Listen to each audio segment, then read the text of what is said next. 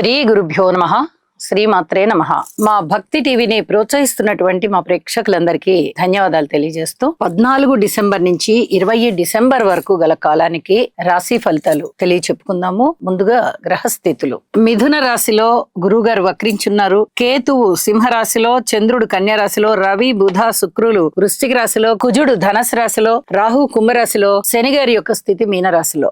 వారాంతంలోకి వెళ్ళేటప్పటికి రవి శుక్రుల యొక్క స్థితి ధనస్సు రాశిలోకి మారి ఉన్నది.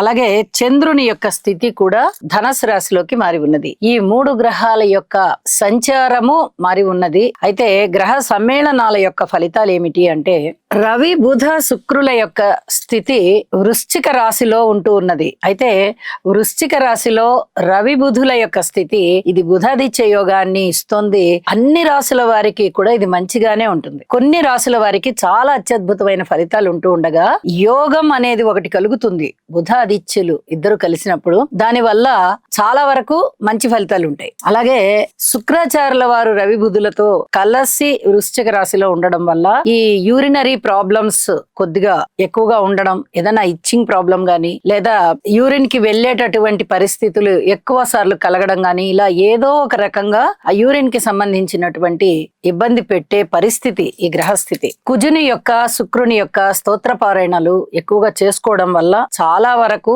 శరీరంలో ఒత్తిడి తగ్గుతుంది.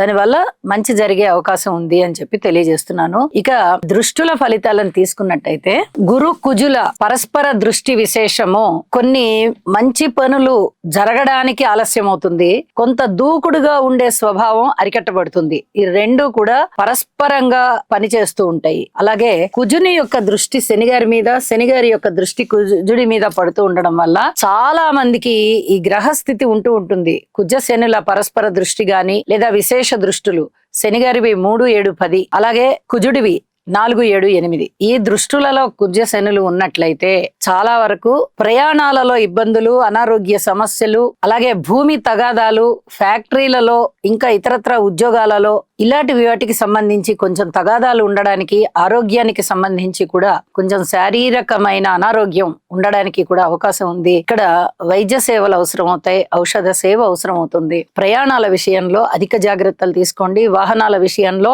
చాలా జాగ్రత్తగా డ్రైవ్ చేయండి. వేరే వారు డ్రైవ్ చేస్తున్నప్పుడు మీరు వెళ్తున్నా కూడా కొన్ని జాగ్రత్తలు తీసుకోవాల్సిందే. అలాగే మీ సెల్ఫ్ డ్రైవింగ్ లో కూడా జాగ్రత్తలు తీసుకోవాల్సిందే. ఇది చెప్పదగినటువంటి సూచన. శని చంద్రుల యొక్క దృష్టి మానసికమైన ఒత్తిడిని పెంచుతోంది. ఏ రకంగా చూసినా మానసిక ఒత్తిడి పెరిగేటటువంటి పరిస్థితులు, అలాగే శారీరక పరమైన ఇబ్బందులు, ప్రయాణాలు, ప్రమాదాలు ఇలాంటి వాటికి సంబంధించే ఈ వారం గ్రహస్థితులు కనిపిస్తూ ఉన్నాయి. కాబట్టి ప్రతి వారు జాగ్రత్తగా ఉండడము, ఇష్టదేవతారాధన చెయ్యడము, నవగ్రహ స్తోత్ర పారాయణ చేసుకోవడము చాలా చాలా మంచిది అని చెప్పి తెలియచేస్తూ ఉన్నాను. ఇక వారాంతంలోకి వెళ్ళేటప్పటికి గురువు గారి దృష్టి కుజ శుక్ర రవి చంద్ర 4 గ్రహాల మీద పడుతోంది. ఇది ఒక విధంగా చెప్పాలంటే చాలా మంచి గ్రహస్థితి. ఎందువల్ల అంటే గురువు గారు తన స్వంత రాశిని చూసుకుంటూ అందున్న గ్రహాలను చూస్తున్నారు. కాబట్టి చాలా వరకు అదృష్టవంతమైనటువంటి ఫలితాలే ఉంటాయి. అలాగే ఈ 4 గ్రహాలు కూడా కుజ శుక్ర రవి చంద్ర కూడా గురువు గారిని చూస్తున్నాయి. శుభకరమైనటువంటి పరిస్థితులు ఉంటాయి. ఇక శని గారి యొక్క దృష్టి కుజునితో పాటు ఇక్కడ వారం ప్రారంభంలో కుజుని మీద దృష్టి ఉంది కదా, దానితో పాటుగా శుక్ర రవి చంద్రుల మీద కూడా దృష్టి ప్రసరిస్తూ ఉన్నది. వైవాహిక జీవితంలో ఇబ్బందులు ఉండడానికి, అలాగే ఆరోగ్యం రీత్యా కొన్ని జాగ్రత్తలు తప్పనిసరిగా తీసుకోండి. ముఖ్యంగా ఈ బ్లడ్ కి సంబంధించినటువంటి ఇబ్బందులు ఏమన్నా ఉండడానికి అవకాశం ఉంది. నవగ్రహ స్తోత్ర పారాయణ తప్పనిసరిగా చేయండి అని చెప్పి మరీ తెలియజేస్తూ ఉన్నాను. ఇక రాసుల్లోకి వెళ్దాము. కర్కాటక రాశి. కర్కాటక రాశి వారికి వ్యయ స్థానంలో గురుగారు ఉన్నారు, తృతీయ స్థానంలో చంద్రుడు ఉన్నారు, పంచమ స్థానంలో శుక్రాచార్యుల వారు ఉన్నారు, షష్ఠ స్థానంలో కుజుడు ఉన్నారు. ఎప్పుడైతే 4 గ్రహాల యొక్క అనుకూలత బాగుందో కర్కాటక రాశికి బాగుంది అనే చెప్పచ్చు. శుభకార్యాల మీద ఎక్కువ సమయాన్ని వెచ్చిస్తారు, ధనాన్ని వెచ్చిస్తారు. అలాగే గృహానికి సంబంధించి మరమ్మతులు చేసుకోవడానికి అవకాశం ఉంటుంది. ఏదైనా స్థిర చిరాస్తులకి కూడా మరమ్మతులు చేయడం గాని, లేదా ఇంకా మోడర్న్ చేసి ఎక్కువ ఆకర్షణగా ఉంచడం గాని, ఇలాంటివి ఏమన్నా ఉండడానికి చాలా వరకు అవకాశం ఉంది అని చెప్పి తెలియజేస్తున్నాను. అష్టమ స్థానం మీదకి గురువు గారి యొక్క దృష్టి పడుతూ ఉన్న కారణం చేత లాభకరమైన మార్గంలో ఉంటారు. ఇది చాలా చెప్పదగినటువంటి సూచన. మొన్నటి వరకు ఈ లాభకరమైన మార్గం లేదు. కేవలం డబ్బు నష్టం కానీ, శారీరక కష్టం కానీ, వచ్చే డబ్బు ఇప్పుడు రాదు అనుకోవడం కానీ ఇలాంటివి ఉన్నాయి. కానీ ఇప్పుడు ఎప్పుడైతే గురువు గారు మళ్ళీ వెనక రాశిలోకి వెళ్ళిపోయి రాహు గారి మీద దృష్టి ప్రసరిస్తున్నారో, ఇక్కడ మళ్ళీ మిమ్మల్ని అదృష్టం వెన్నాడుతోంది అని చెప్పి చెప్తూ ఉన్నాను. కుటుంబ రీత్యా కొంచెం సమయం ఎక్కువ వెచ్చించి మీరు కుటుంబంలో ఐకమత్యాన్ని సంపాదించుకోవాలి అని చెప్పి తెలియజేస్తున్నాను. అన్నదమ్ముల సహాయ సహకారాలు బాగున్నాయి.